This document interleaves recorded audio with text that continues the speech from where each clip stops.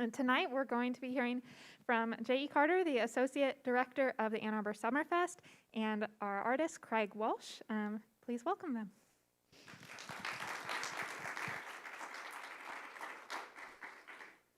Good afternoon, everyone. Nice to see you all. Almost evening. We're not quite there yet.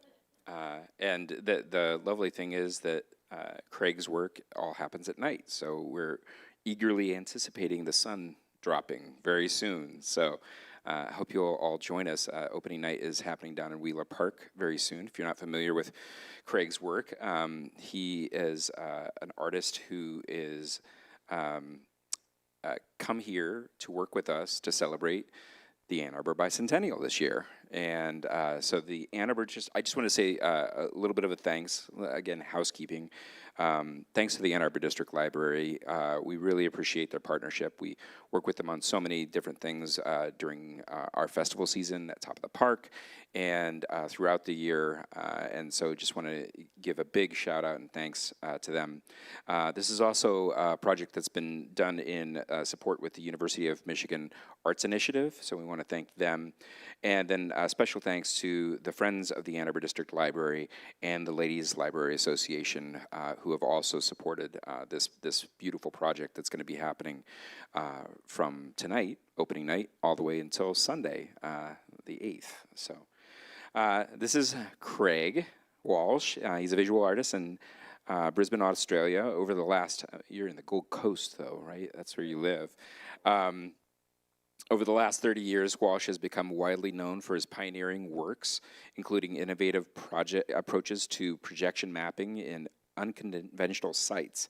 His site-responsive works have animated natural environments and features such as trees, rivers, and monuments, as well as public art projects in urban and architectural space.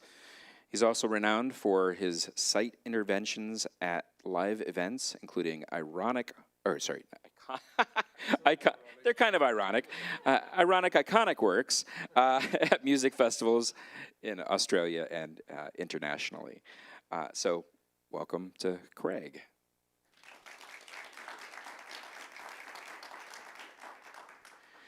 So this is going to be a pretty casual conversation. I've had the pleasure of hanging out with Craig over the last week or so.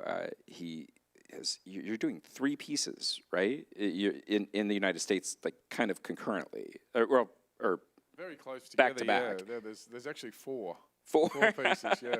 Where are they right now? So Bethesda near Washington D.C. will open tomorrow night. So I fly back there tomorrow to open that. And then Rochester is opening in about 3 or 4 days. Rochester's doing a second. It's a second season. We did the Rochester Festival last year, and at that time we created 6 portraits. So they used 3 portraits last year, and they're using 3 portraits this year. And then I'm going over to Santa Cruz to do a work in Santa Cruz. So yeah, it's the way it works. Really, is I've got to be here while you've got leaves on the trees, right? So it's a window. And when there's a good amount of darkness too. Well, the middle of the site. There's lots of, like in June, there's lots of foliage, but there's not a lot of darkness. So, you know, as most of you probably know, the Ann Arbor Summer Festival happens in June every year, and we have the longest day of the year, meaning that the sun lasts until after 10 p.m. here in Michigan. The kiddies aren't coming out to see that. No, nobody's coming out to see nighttime stuff. So we're really happy that we were able to do this a little bit in the off season. A little bit of background, you know, we've actually been looking at your work for quite a while, since 2019, I think. And, you know, a few things happened. There was I think a pandemic we had, and some other things that delayed the idea of doing this. And then this year with the Bicentennial, we came to the Ann Arbor District Library and said, you know, what would it look like if we did something as a celebration for Ann Arbor, and specifically for some individuals here in Ann Arbor. And so what we've done is we've selected 4 subjects, 3/4 subjects, and Craig has worked with them over the last week to create the video and the projections that are going to be in Wheeler Park for the next several nights. But first, we're going to talk a little bit about Craig's background and where he came from. So can you just talk about your creative journey, growing up in Brisbane, South Wales, and at what age did you develop an interest in art and your formative years? Yeah, sure. So I did a degree in fine art, and my major was in sculpture, and my minor was in new technology, which was fairly old technology by today's standards, but it was using computers and starting to use digital, and photography was even part of new media at that point.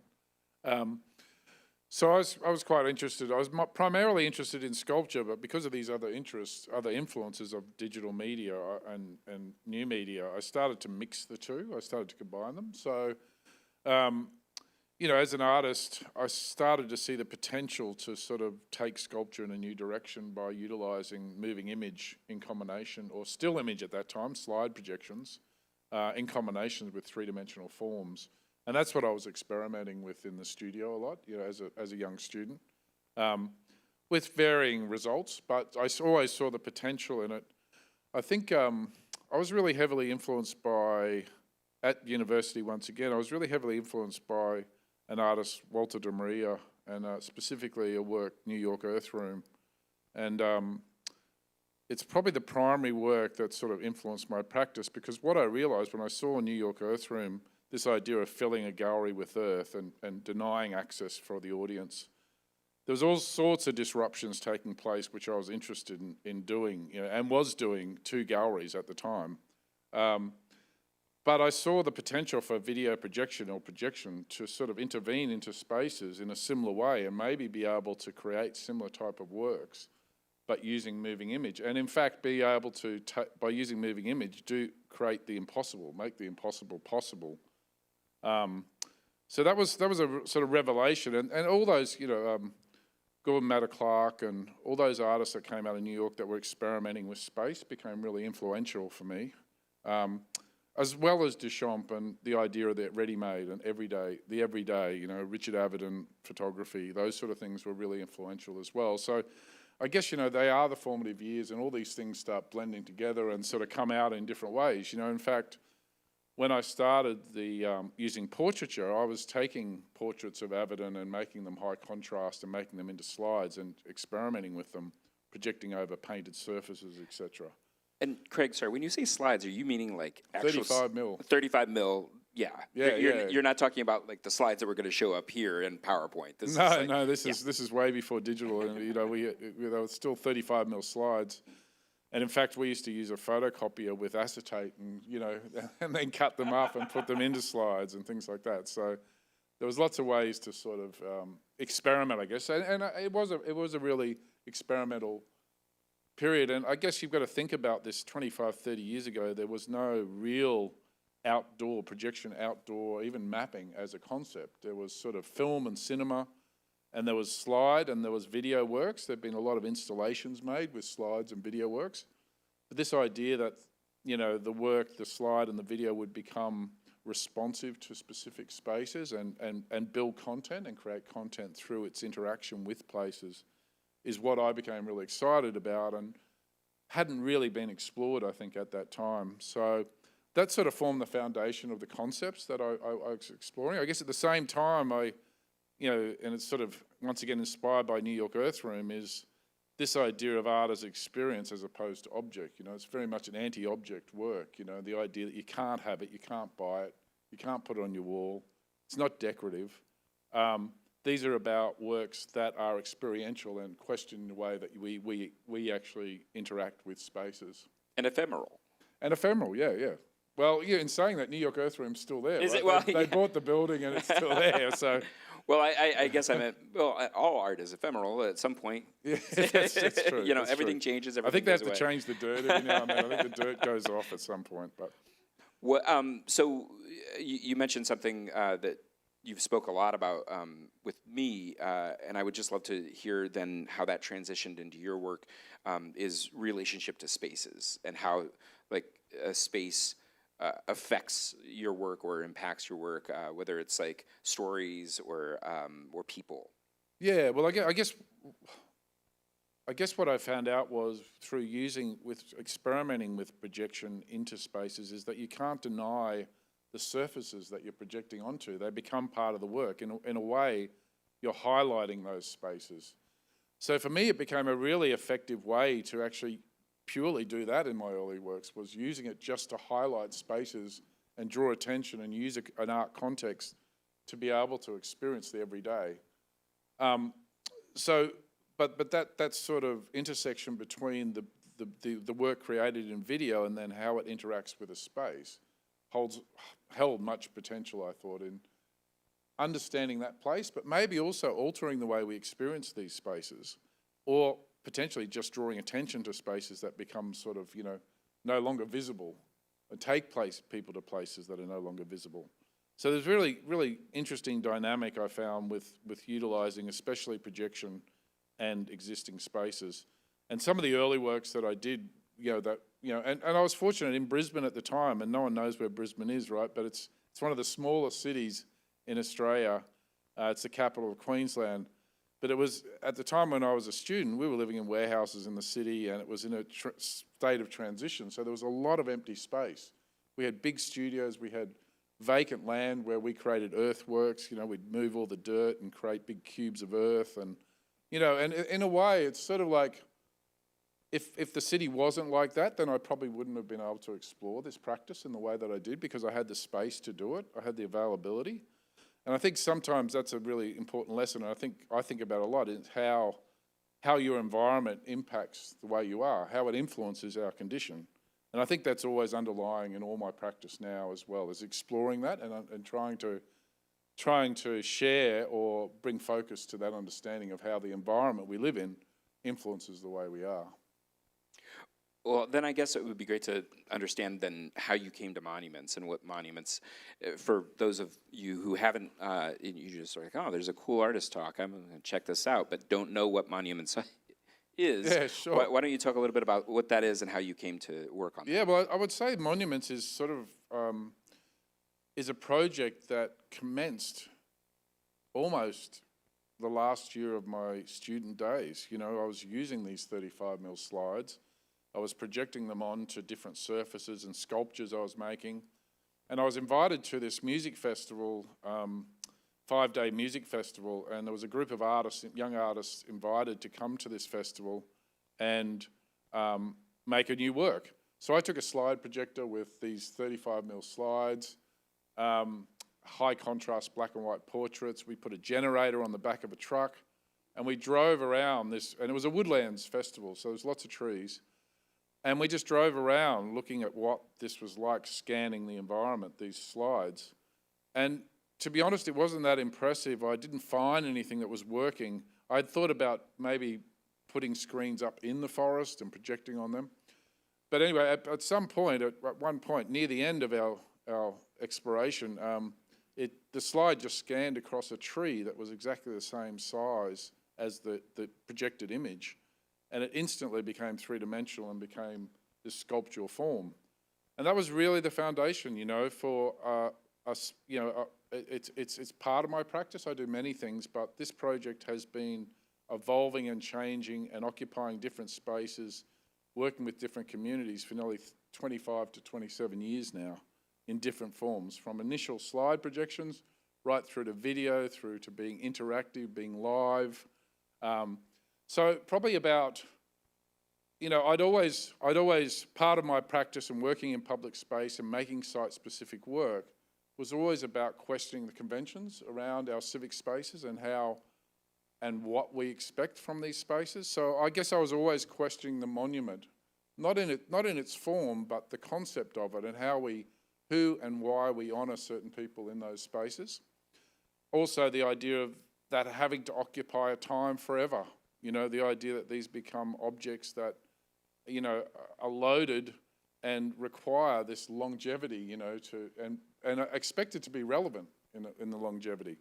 So the whole idea of my ephemeral work and temporal work and using the tree projections, etc., enable me to go in and start providing an alternative, not to dismiss the monument, but to provide an alternative and in a temporal way and in an ephemeral way, to be able to tell other stories about that place and talk about other people about that place. So, you know, I'd been doing a lot of works that sort of were questioning these conventions around civic spaces. So I guess this work is a culmination. Once I decided to make the project monuments and define it as in the process that we understand it has, it was very much a way of being able to have a work that could occupy, the tree projections could occupy a space, but also engage the community. It involves everything I've been exploring over 25 years, I think, because I think as any artist, you're looking for purpose in the work that you do. You're looking for a way that the work that you create can be a catalyst for longer term engagement in different forms, in different ways. So, you know, for those who don't understand or don't know the process for monuments or the concept, it's really reliant on a collaboration between myself and the host, and then the selection of individuals in that community to be represented in the trees. Now that's a big question, right? Who's going to be represented? Who are the people that we honour? Who are the people that contribute to the community? And by doing that, by instilling that question with JD and his crew, was this question that had to be spread through the community about who are we going to honour in this way. And that has a longevity, I think, and it's a really important question to discuss, you know, within a community, because I think there's many contributions to make a place. And I guess that's what the work is ultimately about, honouring all those individuals who make contributions to a place, and collectively, these 4 portraits you'll see down in the park, they're really representing a whole, you know, a big, vast community that make contributions to a place. I'm going to pull this up, and maybe you can talk a little bit about. This is one of the earlier pieces, right? Yeah. So this is a work in Hobart, Tasmania. Tasmania has a fairly horrible history for First Nation people. Arthur Phillip was one of the first governors, so this is a colonial settlement in Tasmania, and this is a monument in this Franklin Square. So what we did is, there was a story around his wife, who was very active in National Geographic and all sorts of forms, tried to assist First Nation people, and was very much the brains of the outfit, we might say. So what we did is we created an animation of her and projected her into the base underneath the sculpture, so that where you can see her underneath the bronze, that actually moves around very slightly, supporting her husband. And that's her projected as a symbolic in the background.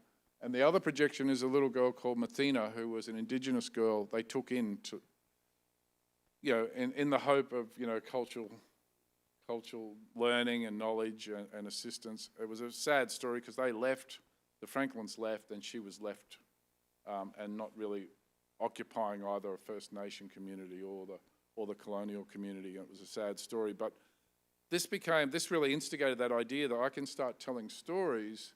The monument's the catalyst, right? But then I can tell these other stories that exist around the monument, which just spreads, you know, it broadens the interest for that community, or the understanding of the diverse histories and vast history that actually does occupy that space, rather than just the story of Franklin, who was the governor, who of course becomes the monument because he's the leader of the city at the time. So it really became the catalyst for this. You know, I guess it's a very direct way of working with a monument, and in contrast, we've got the permanence of the monument, we've got the temporality of the projection in the trees, this sort of the ephemeral versus the permanent public art. There's a whole lot of things playing out in this one. And then you used like still photography that you animated for this project, but then it became this, right? So this is another project, right? So this is probably one of the really early monuments work, because, and this guy, John Gordon, he started working in the botanical gardens in Brisbane when he left school. So when he was 15, he left school early, and he worked, and he was just about to retire. So we made a tree projection of him, and my idea was like to honour those people who actually make the parks accessible and look after it for us. So the idea of monuments started to really broaden, right? with this idea that, there's many types of contributions to places and to our communities. And so this was one example of, and it's been explored in many different ways, really, this concept. And was John the first one that you did video for, and then you, maybe a better question is, can you explain to the audience a little bit about your process and how it's evolved over the last 7 years? Yeah, so the process is, so there's a selection process that goes, so when I'm working with JD, there's sort of a committee around who we select. We have discussions around that, but it's sort of working from that initial, that sort of quite defined concept around who we should honour as everyday monuments, everyday people who contribute. Then I go into, once I arrive, we set up a studio and I film those subjects, video those subjects, and then that's under specific lighting conditions, and then we go away and do post-production and edit those into a black and white. It's like if you saw the video that I'm projecting on the trees, you wouldn't be that impressed. It's really high contrast black and white, but it's doing everything that's needed once it interacts with the trees. Once we've got those edits, it's then about going to the site and then experimenting with where portraits fit on what trees. The one thing about this project is it's as determined by the tree as it is anything that I make, and that's always the case with projection in the environment. And so, these are different outcomes that have happened over the last 2 years, and there's been different concepts, for each of these works. So, Art Park is having its 50th year this year, so there was 9 portraits for this project, and similar to the 200th here. So there's different applications in different locations and different parks. The one thing we need is trees and darkness. They're the two things that sort of determine the sites. So we finally got to a little bit of darkness, and of course this is Tree Town, so yeah, makes sense. We're okay with the trees. Yeah. I'll just say that the community leaders that are recognized as part of Living History, which is the A200 celebration, our Peace Neighborhood Center's Executive Director, Bonnie Billups, and if you look over here, he's on your far right, and then President and CEO of the African American Cultural and Historical Museum of Washtenaw County, that's Joyce Hunter, and she's on the left-hand side up there. And then it's more of a span down there at Wheeler Park, so you'll have to go down and check it out live yourself. But community activists Keith Orr and Martin Contreras are also featured, and it's a really lovely way that you've they're a couple. They're married. They used to own Op Bar over on Braun Park. Braun Court, if you don't know about them, they're lovely people, and you'll have to go down to Wheeler Park to see how Craig makes the magic of the two of them in one tree. It's really pretty cool. Here, let's see here. And I guess just to add to that, I've been able to experiment with this work quite a bit, and as I said, we've done versions where it's fully live, where we've got an actor being the tree, and you can have a conversation, and the tree asks everyone to come over and give them hugs, and you've got, 50 people around the trunk. But, I think my interest in sculpture, and I think the sort of experiences I've had with the work is that it's actually more powerful as sculptural. So, it doesn't, this isn't going to see a film. This is like going to see a sculpture park. They're sort of interacting with the community, with the environment to a degree, as much as they can with their expressions and each other. But effectively, you're going to experience a sculptural experience, which doesn't have a narrative as such. It doesn't have a start and an end. They're effectively these monumental portraits just existing in the park. So, and for me, that becomes, it's sort of, time is slowed. It's not the sort of expected narrative from film or cinema or, any of those types of, fast-moving experiences. And I think in the night air, last night was beautiful, the stars are out, it's sort of, once again, it's functioning to draw people into that space at night as well. And look at the trees, really. Well, and I think that one of the things that we were talking about was the idea about how when you go to a gallery or you go check out art, we're going to go see art, yeah. And you see a sculpture, you said people spend much more time with these sculptures than sculptures in a museum, perhaps. I think so, and I think the people who really benefit from these works being in public space, and it's one of the reasons I started and really was attracted to working in public space, is actually capturing people in a state where they don't know it's art, right? So you stumble across it, right? And you sort of bypass all that baggage of the history of art and our understanding of art and why is it art, and all those things sort of disappear because you're just walking through the park and all of a sudden you're confronted by this, right? And it's that moment, and I've seen it so often, that is a real experiential event for people. And I guess I continue to try and create that for people and individuals. But even though this is programmed, it will have a similar effect, because I think, we're so used to, you've probably only at this point seen it as a digital version or as a still. So to be there in the space and see it as a spatial sculpture work will be, will still, create that sort of effect, I think. I had a great experience today. We were out setting up and putting signage and making sure everything looks good for tonight. And we had these two gentlemen come up and, what's going on here? What's happening? And I was like, well, we're going to do this installation. I explained it a little bit to them. And he looked at me and he looked out at the trees and he looked back at me and he's like, where are the screens? That's right. And I said, right. It's the trees. And he's like, yeah, that's what I thought maybe you were doing, but I didn't know. I said, yeah, you should come back and check it out. He's like, oh, yeah, we'll definitely come back. And I think that's just really fun and remarkable. Even without the portraits there, it's during the daytime, he's like, I think I know what's going on here. Yeah. Well, there is always those people who spend most of the time trying to work out how it's happening, right? And what was really interesting, I think, I had the privilege, I think, of using this medium at a very early stage where a lot of people hadn't experienced it before. So, especially with the slide projections, many people thought it was topiary. They thought I'd been up in the trees carving the tree, which is crazy. But I also did I was lucky enough to I had a residency in Vietnam, in Hanoi, and it started another series of works where I virtually filled buildings with water. And so I'd make a scale, I'd pick an architectural space with glass frontage.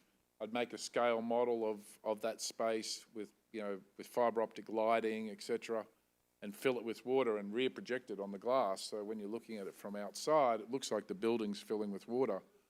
Now, the first one I ever did was in Vietnam, in Hanoi, and no one in Hanoi had ever seen a video projection. So the idea, because I make a model, the glass, the water flaps against the glass, and there were fish in there that swam around each corner of the room. So it was just quite three-dimensional illusion. And no one would open the door even in fear that the water would come out. This is back when resolution was really low. Like I couldn't get rear projection screen. I just had to get this sort of film from the markets in Hanoi. So it wasn't that convincing for me, but it just had enough elements so this suspended disbelief sort of extended to the audience. And the whole, they had to get traffic control. It just went crazy. So I've had these amazing experiences where the technology was early enough that you could create illusionary works that were unexplainable for the audience. It's like a magical moment, really. I got one more question before we kind of go to the rest of the work that I want to talk to you about. But as you've traveled, and primarily you've been doing this in Australia and the United States. I mean, monuments specifically. Monuments, I have. Yeah, I did a lot of these other projects. I did a lot of Asia. So I was right. Early formative years, sort of as an artist, I was exhibiting a lot in Japan, Korea, Vietnam. Did a lot of work in Asia. You referenced it with the first piece that we talked about a little bit about our colonialism, essentially, and what that looks like. And I'm just curious, with Australia and then coming here, there has been a lot of debate over what monuments are over the last several years and who, has been more memorialized, especially in the south of the United States.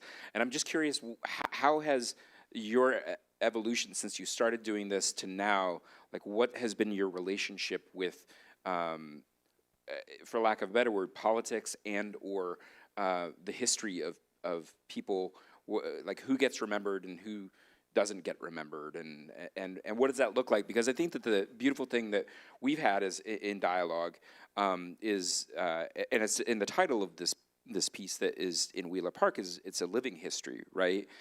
There's certainly 200 years of Ann Arbor history to unpack and to look at, but these individuals are people who have lived and served the community for nearly 200 years collectively, if you look at all four of them together. And so anyway, that's a long way of asking, like, the difference between, you know, the people who are memorialized and then the people who we are looking at now through your work. Yeah, I mean, I just think it changes over time, and it depends on the situation. And I guess that's the premise of site-responsive or site-specific work, is that it's always going to be that case. I mean, calling this monuments is purposely provocative. I mean, that's the objective, right? But I don't want to make overtly political work. I have issues with overtly political work in the sense that I don't want to give the answer to what the work is about straight up. I want you to think about it. So the beauty of this work is that it continues to change in the way the audience respond to it. I remember when I was doing this in the 2000s, and surveillance was a really big issue, right? Or we started to see surveillance cameras coming into our public spaces. And of course, I was doing these giant trees looking at the audience. So a lot of people were talking about surveillance as, you know, as these works as surveillance. And I had actually done a whole lot of gallery works where I had positioned the audience as the subject. So the art is viewing the audience as subject. So it's sort of aligned to that. But it just goes to show that in certain works, the site can dictate how it's read or how it's interpreted or what it means. So, you know, whilst monuments is used, it's a provocation really, you know, that I hope sort of instigates a whole lot of new ideas and new ways of interpreting in each space. You know, I think even for you in considering this work, you have to consider that title, right, and what that means as far as this community. And so I try and create works that will provide different outcomes and doesn't provide a really obvious, I mean, even though it's called monuments, I think when you experience this work, you're not thinking about that as a concept. You're thinking about the individuals that are involved. You're thinking about what they've done. You know, we're telling those stories. These visuals, this installation is a catalyst so you can read and understand more about these people and the stories as an inspiration for a community. So, you know, it's doing a lot. I hope it's doing a lot of things, right? Because it's also those people who just walk and go, wow, that's a face in a tree. You know, and have that experience, like a purely formal visual experience is okay as well, you know. So I think you've got to be really careful about leading an audience in a specific way of reading an artwork. I like to try and keep it reasonably open. Well, and I mean, above all, the individuals who are in these trees in Wheeler Park, when I saw them last night for the first time, it just tickled me. It just made me, because I've met these individuals, and a couple of them I know a little bit, and I just can't wait for them to see themselves in it. I mean, it's such a celebration. It's such a beautiful thing, and I think that's, I mean, beyond provocation or political points of view or anything like that, it really does end up being a celebration of these individuals. Yeah, absolutely. And, you know, the results are always different too, you know, but I think one thing that's consistent is I think people who are close to these individuals that are represented have a very clear understanding of what kind of sort of effort and contribution they're making. So it's very important for those people, and I think the connection to honour these people who generally don't want this sort of, you know, limelight. You know, I don't know anyone who's lined up to do this project. It's usually deep consideration before getting involved. You know, I think that becomes a really important part of it. There's the lady on the right. Oh, my bad. Can you go back? Yep.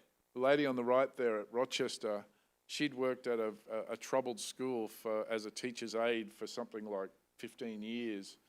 And in Rochester, they chose to do a public call out. So that in the newspaper, you could vote for who you think could be the monument, which is a very complex way of doing it, but it's still really interesting, right? And she was nominated by her community, but on the opening night, there was 3 busloads of kids from the school turn up. And it was a really emotional moment because she didn't expect it.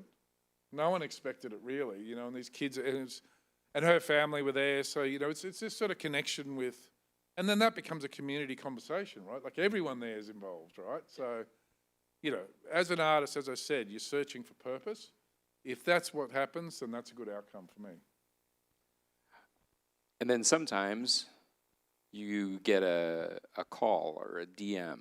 I don't know how this, talk about how this happened. Actually, I did. I got an email. Yeah.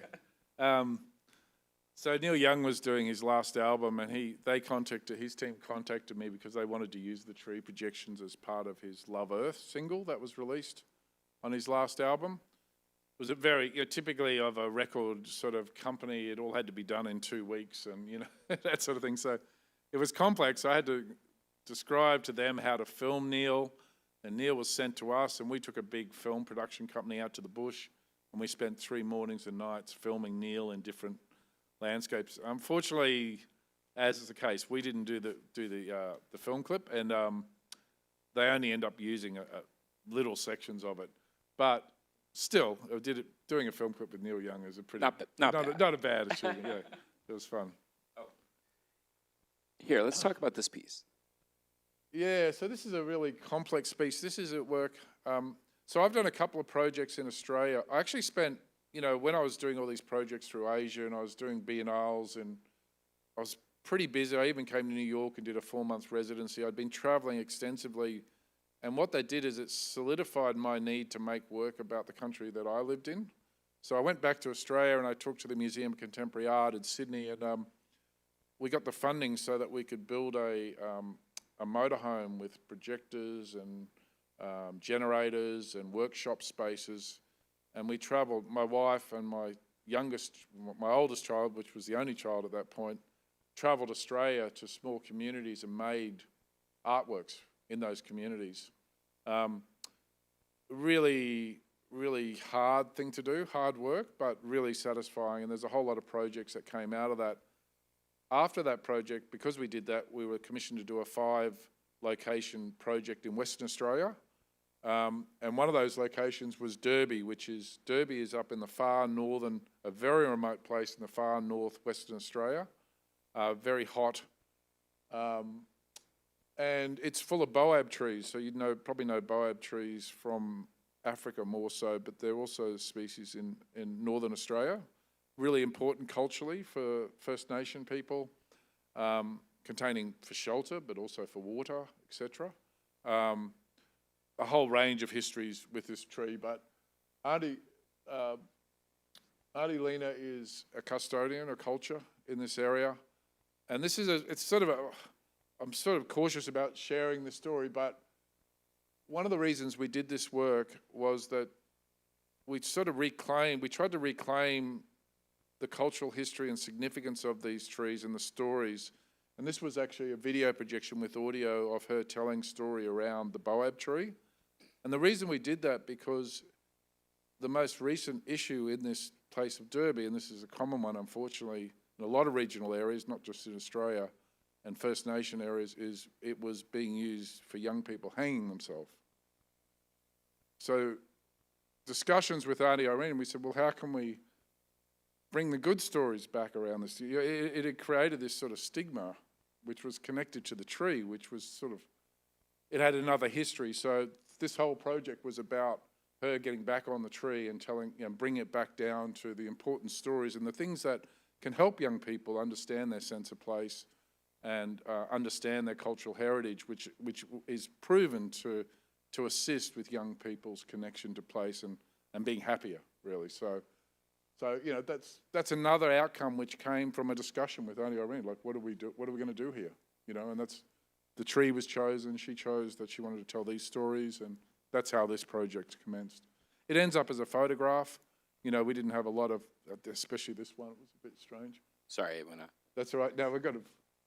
So another one in far north Queensland. This is Rio Tinto land. This is where all the iron ore gets when you're in this location, what you see is endless ships taking landscape over the horizon. You see the red rock. This is bubbling up from the earth. It's not the iron ore. The iron ore mines are away from this, but this is a peninsula that's probably about 80 kilometres square, and there's over 1 million documented hieroglyphs. So people have been drawing in rock for 40,000 years in this area. And But you saw that image before, in the distance you've got fertilizer factories, you've got iron ore, train lines taking iron ore. So there's this sort of disruption of landscape which is in complete opposition to the Indigenous relationship to landscape, which the only way that they were able to describe to me its significance was their Bible. They see it as it's so significant for their law, their culture, the education of young people, women. And so I worked with these communities and worked with 5 elders who had women's rights, lawman, different, and so they chose elements of this landscape to be projected. And I guess this work becomes so significant because... Is this the same piece? Sorry. Yeah, this is the same piece. So if we go to the next slide.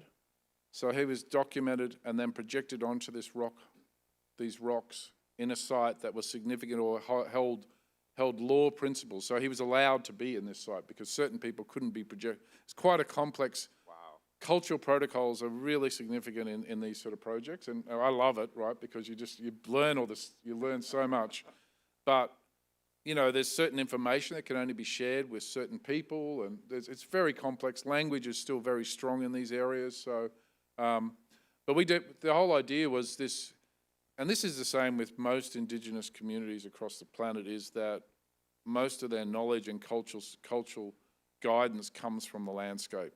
So to project these people on the landscape, so there's no difference, that they are part of the landscape, absolutely defines all the principles of existence, you know, for these communities. So this is, once again, this idea of utilising projection where what you project onto becomes as significant as the content that you're projecting, and it all becomes very visible as the work. So this is a way of defining that relationship for Aboriginal people, which goes back, you know, at least 40,000 years. In contrast to the iron ore being pumped out of the landscape. Now, this excites me because this is a collaboration with your wife. Yeah, my wife's an artist also, so, you know, even those tours when we were doing around Australia, we'd work together and collaboratively, and we actually started a project called Home on that tour of Australia. What we did is, Hiromi would work with the community. We'd say, bring into this space any objects, materials that relate to your idea of home. And they would all collectively build these big screens, or depending on where we are, they could be sculptures. But it was a process of building based on all these objects and materials, leftover clothing, so on. And at the same time, I would be interviewing people about what their idea or their notion of home was. And so what would happen is those big screens and sculptures would be made, and then we would video project, similar to the process of the trees, these black and white portraits talking about their notion of home through all these objects and materials and photographs and roller skates, and there was all sorts of things involved. And we did that over 6 places, and then we were asked to go to Gwangju for the Gwangju Biennale, and so we worked with the Korean community there as well. So as it went on, we just kept adding just people from different places, and it became this almost a 2-hour looping project of these interviews. And, you know, it's surprisingly how captivating it was. You know, I can't remember anyone sort of leaving it. You know, you want to just hear what the next person has to say, these sort of candid moments. And whilst it's loaded with cliches, there's always different ways that people interpret based on the places they come from. So once again, it was this great way of exploring how environment impacts or influences the way we are. I want to be mindful because I think we do want to leave some time for some questions. But I will...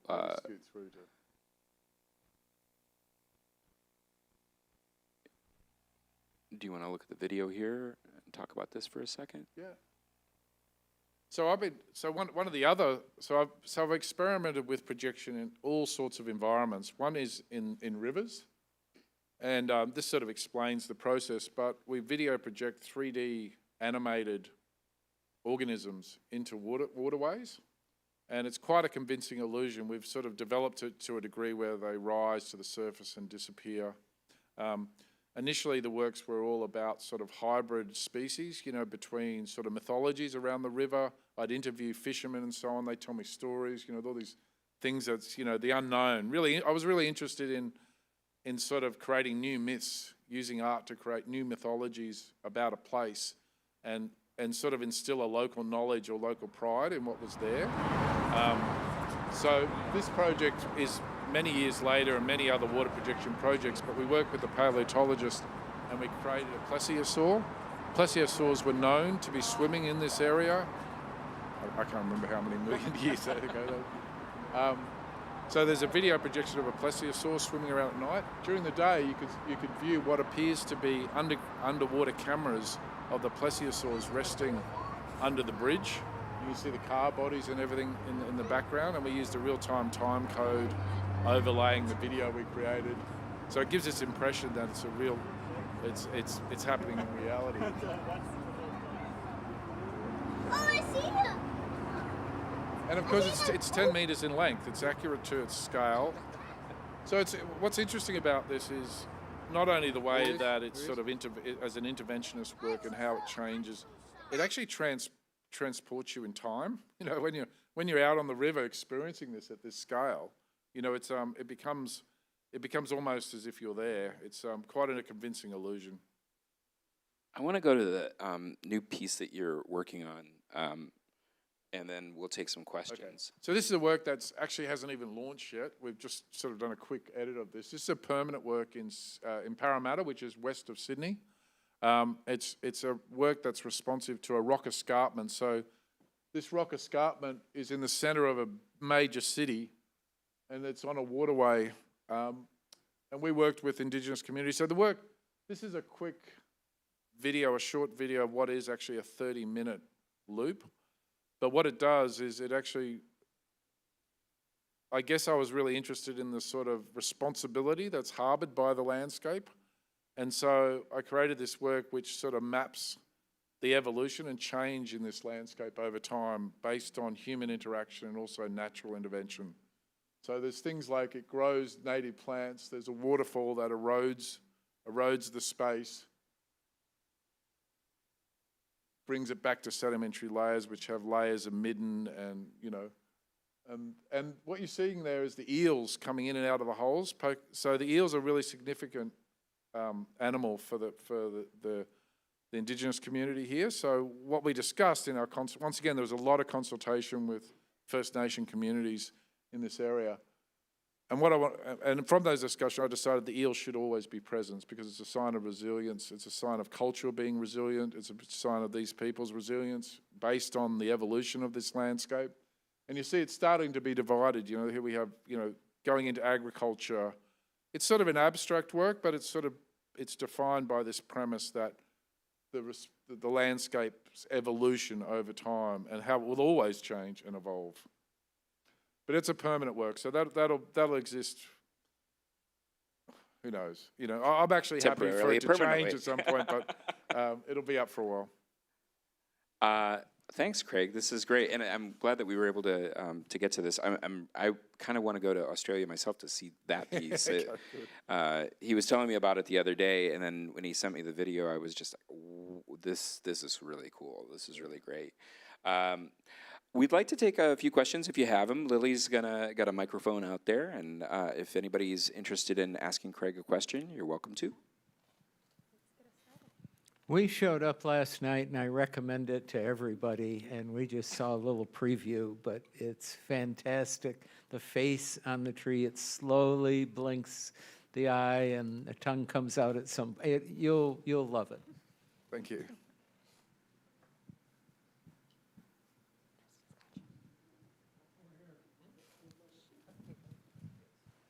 I wonder if you could talk a little bit about sound, because does the work always include sound? Does it privilege the visual? And I guess for what we're going to see, I'll see it, but how do you give context to who those people are in the trees?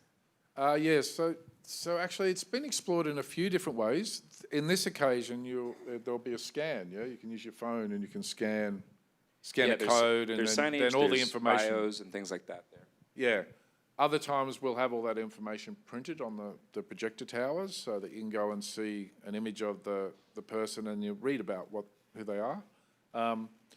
There's a project I'm doing now in Strathmore where there's been an audio tour made where it's geo-located so that you can, on your phone and have headphones, and if you're walking around, when you're in the zone of that particular projection, you'll be able to hear them talking about why they've been selected and what their interests are.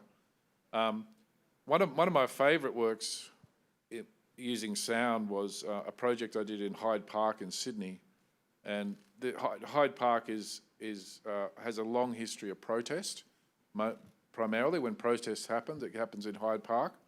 So I sourced 3 people who had a long history, and they became the tree projections. And I asked them what their favourite protest songs were, and then we put together a choir to whistle those songs. And we had that playing as a soundtrack through the trees, so it wasn't directly connected, it was more of an ambience that went with the work, but I think just something about whistling and wind sort of just made it really, really work. We have done projects before where they're talking or they're singing, but I'm cautious about that. I think it sort of becomes a bit Disney once we go there. And it's too human dominant in a way. Like I think as stills, it's still as much about the tree, and it's, language shouldn't play a part in the interpretations. But it's always open, as a site-specific work. And then there's been many times where people just come in with their own instruments and start sitting at the base of the tree and start playing, and I'm up for that too. Or, hosts might get DJs to come in and do something. So it's sort of, it depends on what type of site. Obviously festivals, a lot of other things can take place because you've got so many people and a sort of freedom to occupy that space in a way. But yeah, so always open to it. I'm actually working on a project in Australia now where we're working with 6 different cultural communities from the islands in North Queensland, and they have different sounds they're developing, whether they be clicking or throat, and we'll be sampling that, recording them, making those sounds, and then we've got a sound producer who's going to mix that. So you'll see the trees, and they will actually be making these sounds, but they'll also have this sort of choir type effect, using these sounds, and they'll be able to mix in the space in different ways as a form of I guess it's sort of exploring cultural identity and the influences that from different cultures that make an influence on one place. So yeah, there's lots, there's lots of different options really. What about the one that you showed that you're sort of projecting on? Does that have sound? No, I would have liked it, especially with the waterfall and so on, it would have been nice. But that's another thing. I think sound in permanent works can be really complicated for those people who have to ride their bike past it every day, There's a lot of sound works that I've heard. There's apartments right next to it, right? And there's apartments all the way around it. It's a really dense place. I mean, it's quite big. It's like a landscape architecture piece because you see it moving really fast, but that actually evolves over half an hour. So those plants are growing really slowly. Quite often there's just an eel popping its head out every now and then. So when you see it, it's sort of, I feel like it's a landscape architecture piece. It feels like it's so integrated and has enhanced the whole architectural landscape experience there. And then, of course, you have these sort of more dominant sort of activities that take place at certain times.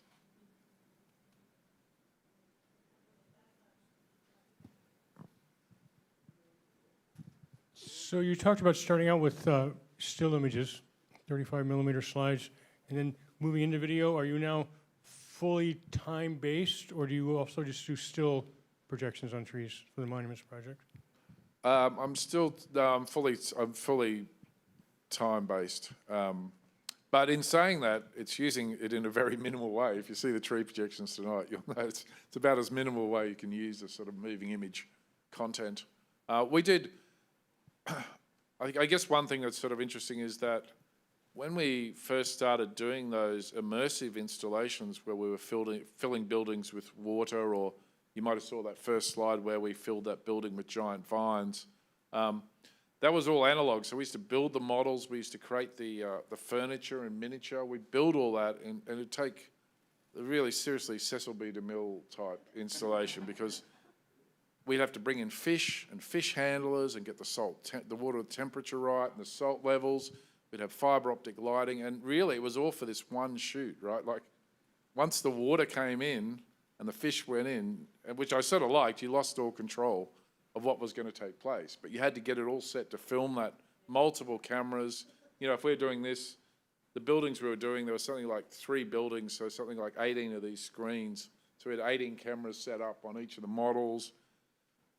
Really complex and really time-consuming work. So we started, when you saw that first slide with the vines, that was the first work where we'd taken those sort of immersive installations into 3D animation, and then started to make 3D animation that was responsive, using programming responsive to architectural spaces. So there's a sort of transition from the analog, and because we were building these sculptures, these sort of, you know, models and so on, still very sculptural activity, but then filming it. So we just sort of moved into, and I guess it's the technology enables us to do a lot more with that 3D animation.